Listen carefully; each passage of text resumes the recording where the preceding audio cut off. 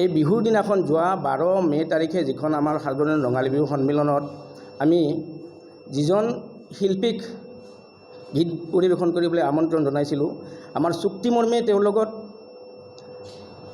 নিশা 10 বজাত তেওঁ আহি আমাৰ মঞ্চত উঠিব আৰু 12 বজাত আমাৰ মঞ্চৰ বিহু সন্মিলন অনুষ্ঠান শেষ কৰিব। কিন্তু দুখৰ বিষয়, তেওঁলোকে আমাৰ ইয়াত আহি পাইছে 10:45 তেওঁলোকে শিৱসাগৰৰ পৰা আহি পাইছে। কিন্তু তেওঁলোকে আমাক বাৰে বাৰে কৈ আছে আমি আহি পাইছোঁ, অলপ সময় আমাক জিৰণি ল'ব লাগিব, আমি বহুত দূৰণিবতীয়া ৰাস্তাৰে আহিছোঁ। আমি তাৰ বাবেও তেওঁলোকক আমি ক'লোঁ আধা ঘণ্টা সময় আপোনালোকক দিম, আপোনালোকে আধা ঘণ্টা সময়ত গোটেইখিনি ইয়াতে আমাক সুকলমে আমাৰ প্ৰগ্ৰামখন চলাই দিয়ক। কিন্তু এইফালে 12 বজালৈকে তেওঁলোকে মঞ্চত উঠা নাই আৰু তেওঁলোকৰ যিটো সাউণ্ড সিস্টেম অৰ্থাৎ যিটো শব্দযন্ত্ৰ যিটো তেওঁলোকে আনিছে, তেওঁলোকে সেইটো ব্যৱহাৰ কৰিব নোৱাৰিলে। বিভিন্ন বিজুতি ঘটি আছে। তেওঁলোকে ক'লে যে আমাৰ এইটোত আমি বিজুতি ঘটি আছে, আমি তাত কৰিব নোৱাৰিম। গতিকে আপোনালোকৰ যদি শব্দযন্ত্ৰটো আছে, আপোনালোকৰ শব্দযন্ত্ৰটো আমাক ঠিক কৰি দিয়ক, আমি তাতে গীত পৰিৱেশন কৰিম। তাৰপিছত আমি আমাৰ শব্দযন্ত্ৰটো ঠিক কৰি দিলোঁ। দিয়াৰ পিছত আমাৰ যিখিনি দৰ্শক আচলতে 9টা বজাৰ পৰা 10 বা 11 বজালৈকে দৰ্শকে এটা বিহু চাম বুলি তেওঁলোকে আগ্ৰহেৰে বাট চাই থাকে।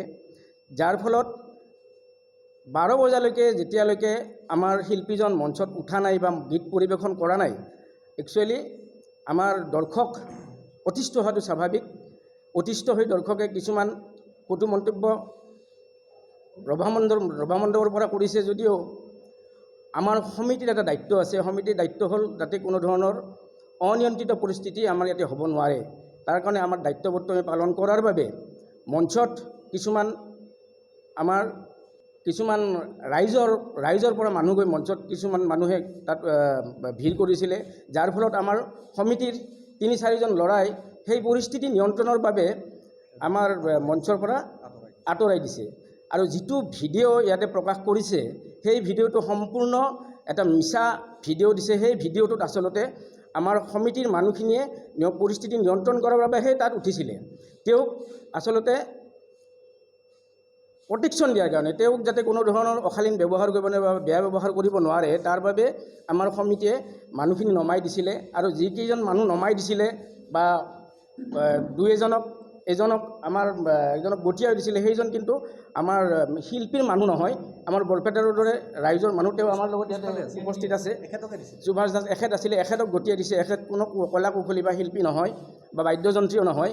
এই ভিডিঅ'টোকে তেওঁলোকে ওলোটাকৈ অসমৰ ৰাইজক বুজাইছে যে বিহু কমিটিখনে তাত মাৰপিট কৰিছে বা বেয়া ব্যৱহাৰ কৰিছে বুলি তেওঁলোকে উত্থাপন কৰিছে।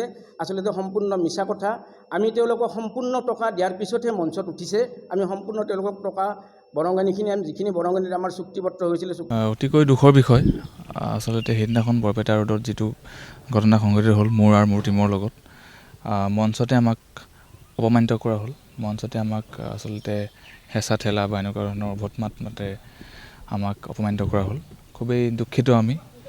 আৰু ইয়াৰ পিছলৈ মঞ্চ অনুষ্ঠান কৰিবলৈ আচলতে যিটো সাহস থাকিব লাগে, সেই সাহস ইতিমধ্যে আমি হেৰুৱাই পেলাইছোঁ। আচলতে আমি টাইমত তেওঁলোকে যেনেকৈ চুক্তি কৰা হৈছিলে 10টাত, আমি 10:03 গৈ পাইছোঁগৈ। কিন্তু তাৰ পিছতো কিছুমান কাৰিকৰী অসুবিধা, কিছুমান হ'ব নলগীয়া কিছুমান কথা আমি যিটো ভবা নাছিলোঁ এনেকুৱা হ'ল। সেইকাৰণে অকণমান খেলিমেলি হ'ল ষ্টেজতে। আৰু তাৰপিছত সেইটো কাৰণে আমি ইতিমধ্যে মই ষ্টেজত উঠিছিলোঁগৈ। ষ্টেজত উঠি মই গান গাবলৈ লৈছোঁ আৰু বা এনেকুৱা হ'ব আৰু মই ষ্টেজতে আছোঁ। তেনেকুৱাতে কমিটিৰ বহুতখিনি মানুহ আহি পেলাই বেজ পৰিধান কৰা মানুহ দেই। তেওঁলোকে এতিয়া সংবাদমেল পাতি যিকোনো কথা কৈছে যে তেওঁলোক নহয়, কমিটিৰ মানুহ নাছিলে, কোনো বেলেগ অডিয়েঞ্চ আছিলে, কিন্তু বেজ পৰিধান কৰা মানুহে আমাক ষ্টেজত আহি পেলাই আক্ৰমণ কৰিবলৈ আহিছে, ষ্টেজত মাৰিবলৈ আহিছে।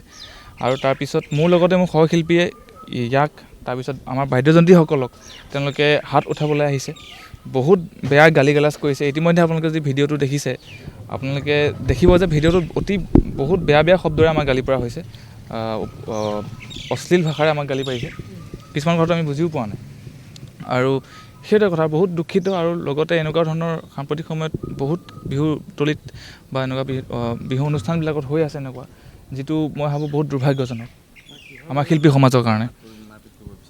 মাৰপিট মানে তেওঁলোকে সুস্থ মগজে অৱস্থাত নাছিল তেওঁলোক চাগে, কাৰণ মই অলৰেডি ষ্টেজত বহি আছোঁ গান গাম, তেওঁলোকে তাৰপিছত মোক আঙুলি টুৱাই মাৰিবলৈ আহিছে আৰু তেওঁক আমাৰ টীমৰ পৰা ৰাখিছে মানুহবিলাকে। আৰু যদি নৰখা হ'লে মানে মোক গাত হাত উঠাই মোক এনেকৈ হাতত ধৰি পেলাই মঞ্চলৈ টানি নিয়া হৈছে। মঞ্চত থকাৰ পিছতো মঞ্চৰ মানুহৰ আগত, দৰ্শকৰ আগত মোক অপমানিত কৰা হৈছে।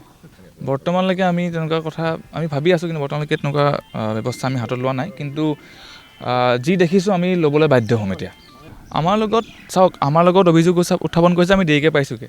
ধৰি ল'লোঁ যদি কোনোবা এজন কিবা কাৰণত আমি দেৰিকৈ পালোঁগৈ, সেই দেৰিকৈ পোৱাৰ পিছত তেওঁলোকে উত্থাপন কৰিছে দৰ্শকে বেয়া পাইছে বুলি। কিন্তু আপুনি যদি আমাৰ ভিডিঅ' আপোনালোক দেখাওঁ সেইদিনাখনৰ অনুষ্ঠানৰ, দৰ্শকে খুব ধুনীয়াকৈ উপভোগ কৰিছে গোটেই অনুষ্ঠানটো। মোৰ লগত ভিডিঅ' আছে, আমি 3 ঘণ্টা গান গাইছোঁ ভালকৈ, দৰ্শকে একেবাৰে লাষ্টলৈকে বহুত ভালকৈ উপভোগ কৰিছে। দৰ্শকৰ ইয়াত কোনো দৰ্শকে মাত মতা নাই।